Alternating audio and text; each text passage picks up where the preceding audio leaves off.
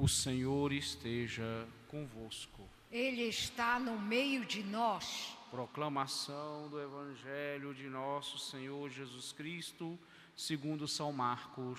Glória a vós, Senhor. Naquele tempo começou Pedro a dizer a Jesus: Eis que nós deixamos tudo e te seguimos.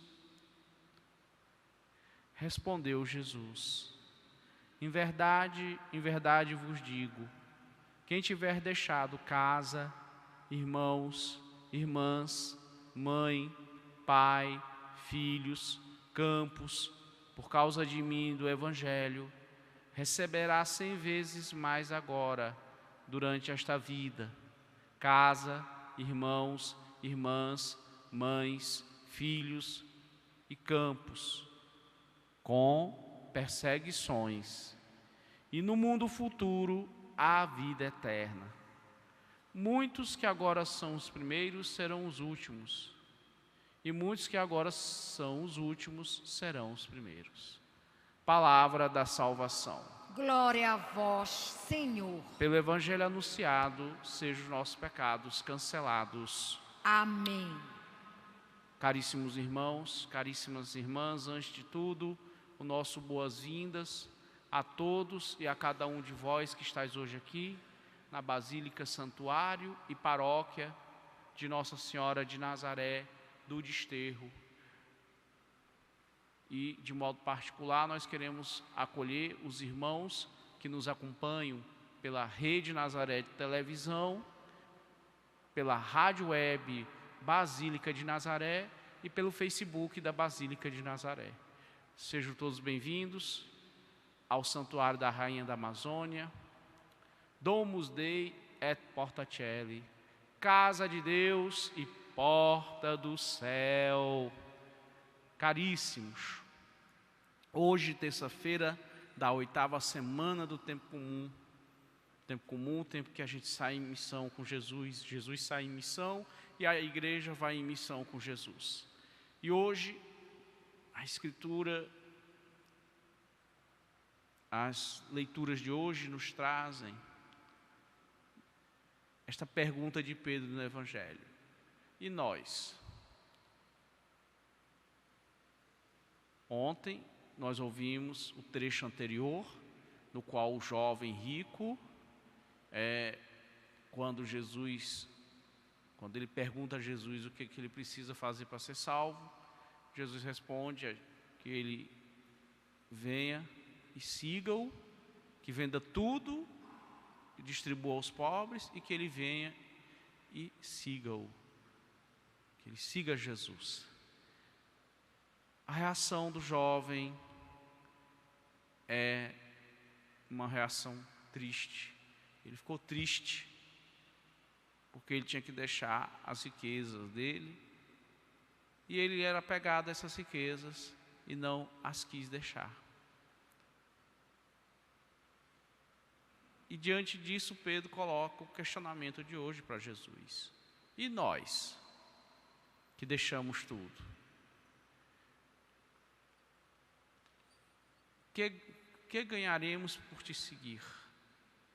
O Senhor vai responder: quem deixou tudo vai receber 100 vezes mais ainda aqui na terra, com perseguições, e a vida eterna no céu. Então, esses dois trechos nos colocam diante de uma pergunta a nós, seguidores de Jesus. Primeiro, para seguir Jesus, nós temos que nos desapegar daquela riqueza que nós estamos tão atados a ela. No caso do jovem rico, como nós vimos, o que o impedia de seguir Jesus era a avareza. A avareza, que é o quarto pecado capital, o apego exagerado aos bens materiais. Então, aquilo era a vida dele, os seus bens materiais. Veja bem que Jesus não está condenando aqui a riqueza. Afinal de contas, quem mais rico do que Jesus no mundo?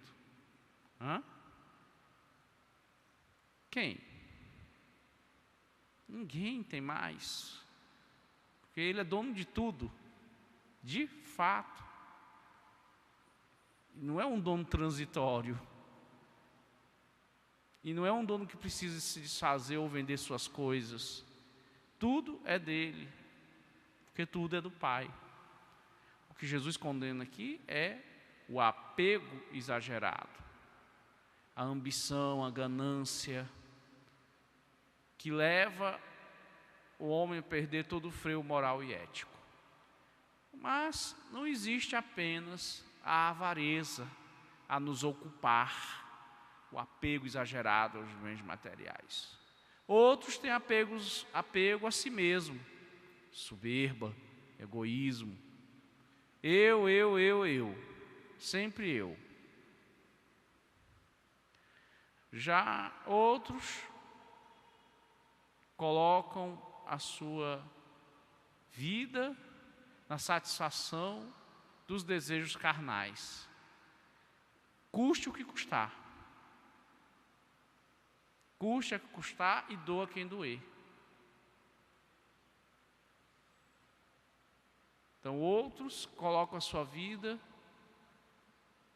na gula, seja pelo excesso no comer, ou pelo outro excesso, né? A desmedida, porque a desmedida, a gula não é só a desmedida no comer e no beber exageradamente. A anorexia, a bulimia, também são pecados de gula. Quer dizer, a pessoa não tem medida para comer ou para beber, né? A hipocondria, sim, a hipocondria entra na gula. É o exagero no ingerir remédios, tomar remédios sem necessidade, em doses inadequadas. Então, Jesus vai perguntar em outro trecho do Evangelho: onde está o teu tesouro, aí está o teu coração. Então, qual é o tesouro que está ocupando teu coração? É o tesouro perecível do mundo ou é o tesouro imperecível do Evangelho? Você tem que fazer essa pergunta. O jovem rico deu a resposta. O coração dele estava nas riquezas materiais. Por isso, ele ficou triste em deixar. Ele não as deixou, porque ele foi embora. Ele não quis seguir Jesus. O que é que está prendendo teu coração? O que é que está impedindo? O que é que está te impedindo de seguir Jesus? O que é que está te atrapalhando? Em que é que você está tão apegado? Em que é? Os apóstolos deixaram tudo. Alguém pode dizer, mas o tudo dos apóstolos não era grande coisa, era... Bem, nós sabemos que Pedro tinha uma sociedade de pesca, tinha 2 barquinhos, né, de pesca. Não era uma multinacional da pesca, uma frota pesqueira, né? Bom, mais de um já é frota, né? Uma frotinha. Mas era alguma coisa. Nós sabemos que Mateus tinha um empregão perigoso, né, que era coletor de impostos, era publicano,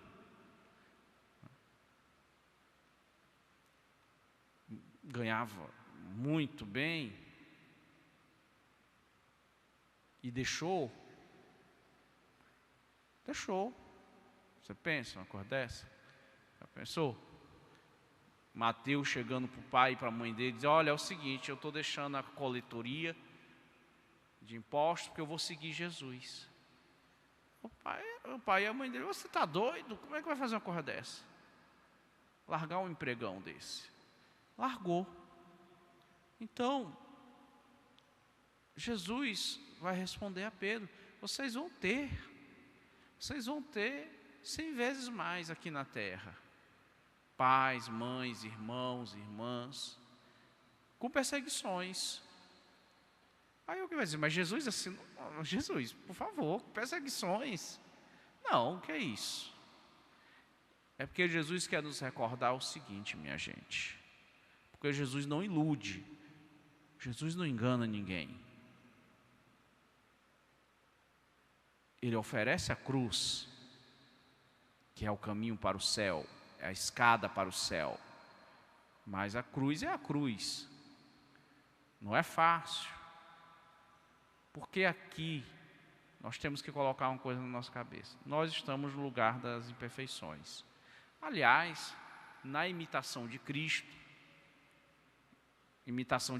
para quem não sabe, é o segundo livro mais lido da cristandade. Só perde para a Sagrada Escritura. Na imitação de Cristo, Tomás de Kempis faz essa reflexão: o mundo é o lugar das imperfeições. O lugar das imperfeições. Então aqui não tem como haver felicidade perfeita. Não se iludam. Não tem. Tudo aqui é imperfeito. Por isso que Jesus vai completar a resposta. E depois a vida eterna. Aí sim será a perfeição. Aqui não é o lugar da perfeição. Aqui é o lugar das imperfeições. Mas quando Tomás de Kempis coloca isso, o lugar das imperfeições, não quer dizer que a gente vai se acomodar. Não tem jeito mesmo, não vou fazer mais nada. Muito pelo contrário, nós temos que fazer de um tudo para superar as imperfeições do mundo.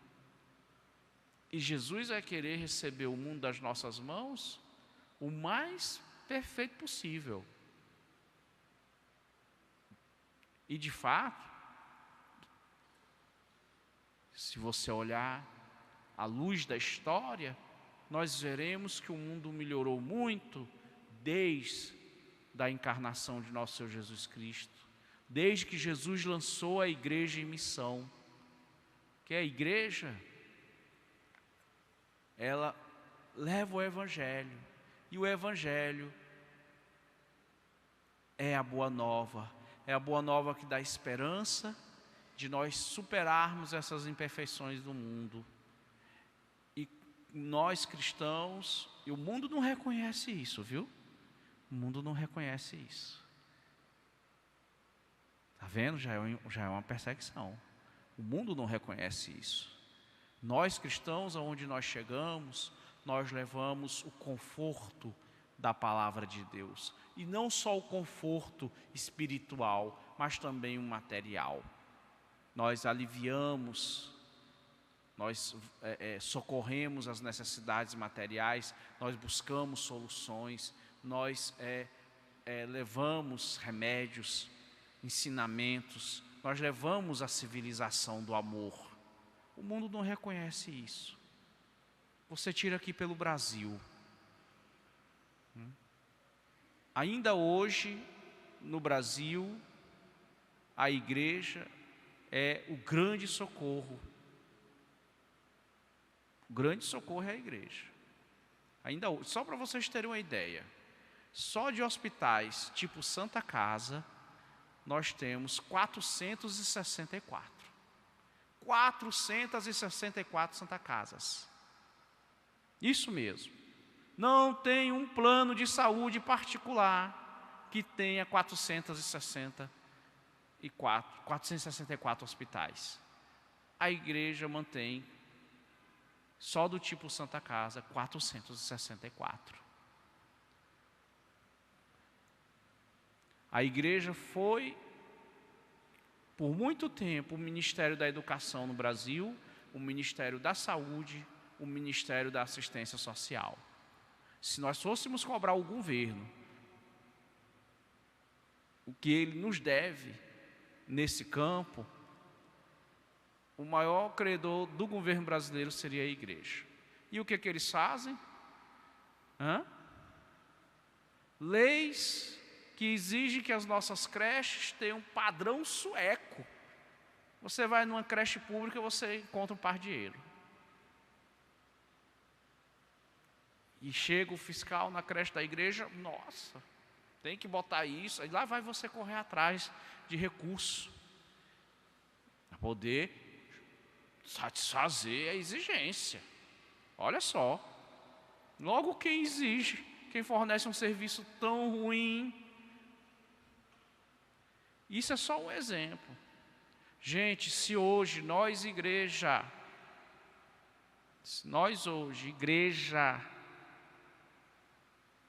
igreja católica, se nós hoje fecharmos todas as nossas obras, creches, hospitais, escolas, universidades, ambulatórios, comunidades terapêuticas, asilos, orfanatos.